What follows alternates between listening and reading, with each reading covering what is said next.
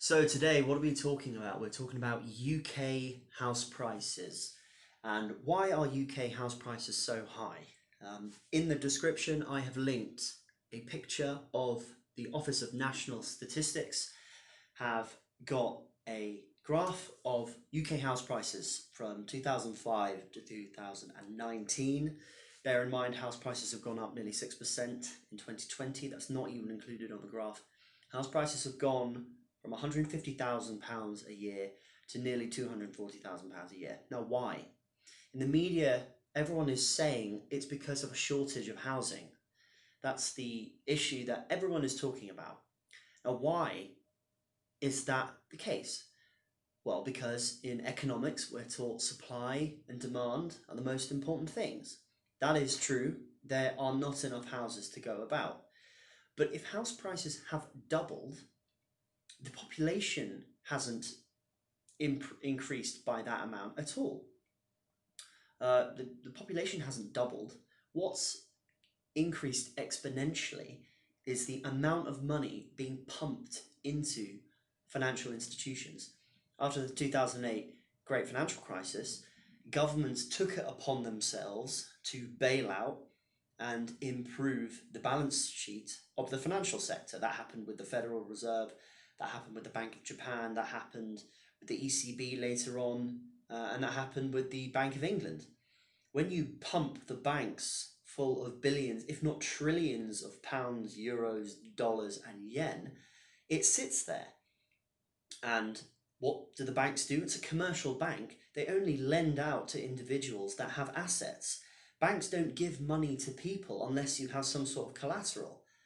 So what do the banks want to do? They want to lend it out to people that have assets. So they're happy to lend out mortgages to people with deposits.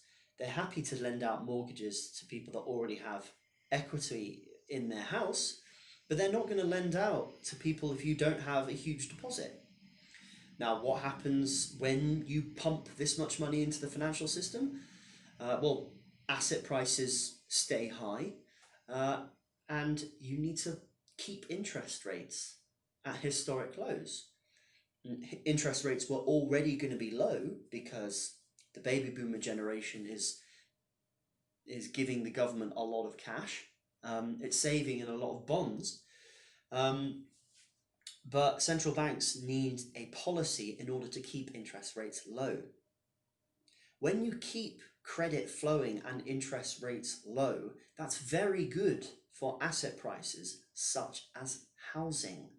In the UK, the reason why housing is becoming more and more expensive is partly a supply and demand issue. There's not enough supply to reach or help the demand. That's fine. But that is not the main issue. The main issue is central banks that have got this policy of pumping financial institutions full of money.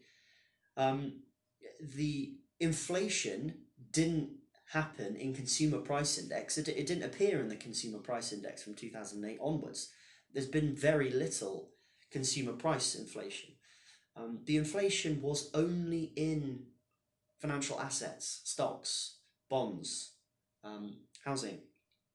So I wanted to clear that up. Okay, we need to stop this in the media. This obsession with immigrants taking all our council housing and too much immigration.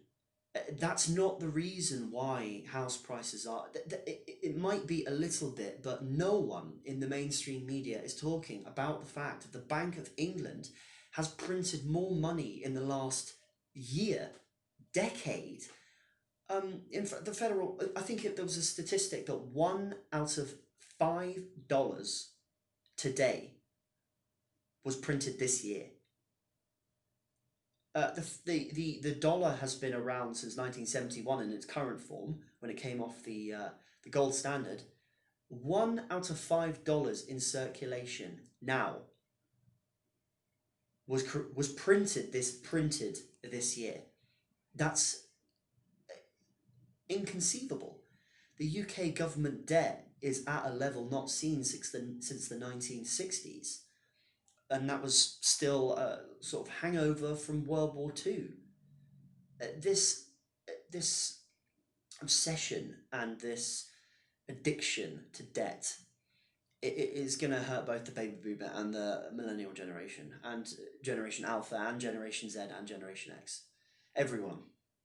So, hope you enjoyed that rant.